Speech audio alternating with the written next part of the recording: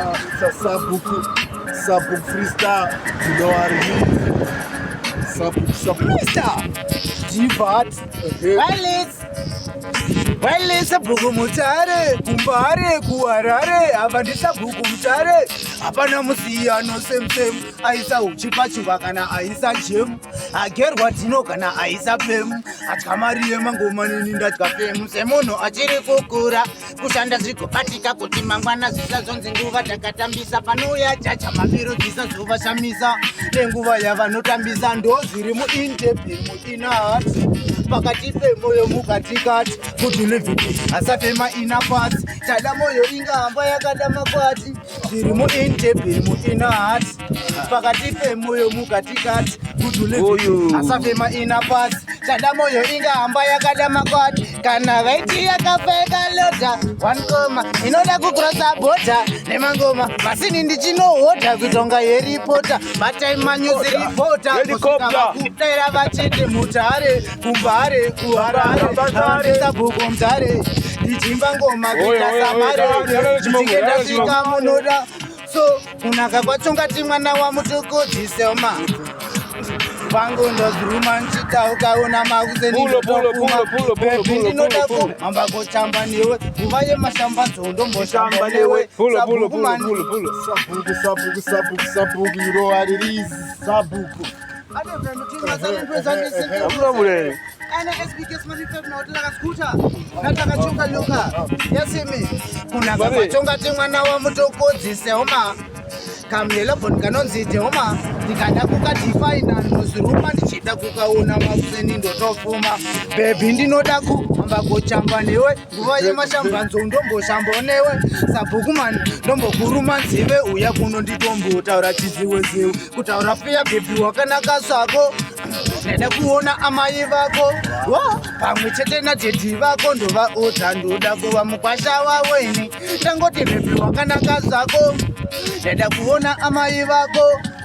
pamwe chete nadhedhi vako ndovaodza ndoda kuva mukwasha wavo ndichauya kumba kwenyuka nemusi wesvondo ndichange ndichifamba namukomatindo asi akaundi yangu ratinau ine pondo lemudharava kwavazingirozi yehondo unondiyevedza senguva yezhizha kana uri hurudza ndiri mhisha kudai uri shiri bebhindai kuti ngozha kana ukandipoka ndingakonzera rushaadhumura sabhuku ayewa ndatiwa ndionesa chitsuku samadzimai woita ndisunge dhuku kana kuimba nechindewele satuku bebi yakutandata ndilwami bebi yakupfunapfuna wami ndikati ndokulabva kakati maya ndikati kana zvakadaro ndoita zvandagaya ini ndaingokuda for all along rudo ruri muropa mbonzo muskeleton runoziya kupfuura bhachi rekotoni kanochiti ndinonyepa kunza ango epatani so nemu tupo Mr. Divat sabhuku ndinogona zvemandorokwati kuti vachandimisa hayewa maprati vari kutamba nemataka pasina vhati ndezvajajaisi menimeti ndotadza sekwenda england malirisi akasimba kunga timbaland ndidiwa nemaforena kunga patade ndini ndakavatenderedza unga univhesi mubhaibheri ndotanga kuita unga genesis andigeseke ndakawomonge mathematics ndine wobosmatrix sabhuku ndine vision 2030 panambalani ndona wani kuita kunga 30 aunga wechemeti wadhipa formula ndatadza kuwabhonera ndisina selula mungava mundege muzopo mugode klasi ndina mukoma wangu wepatopo klasi ndisumatanzo atisivhesi klasi yatiziwe mabombino tokrasi vatanga hondo vachati eke pachina ichatokuya kwakana atingapotse kana ndotokumura njanji yavanga inyama yehwai mapokwenpai kutenderedza dhanzi seremotatai kubatanidza simbunga magnet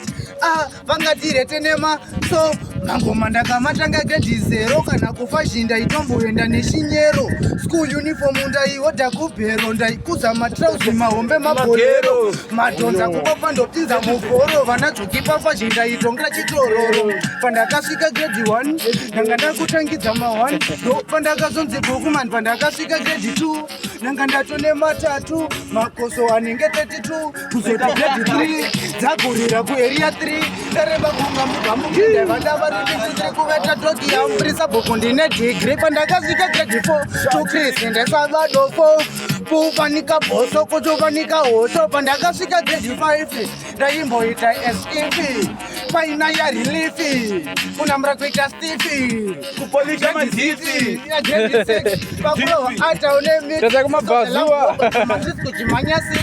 kujeti nekanenga vanjoga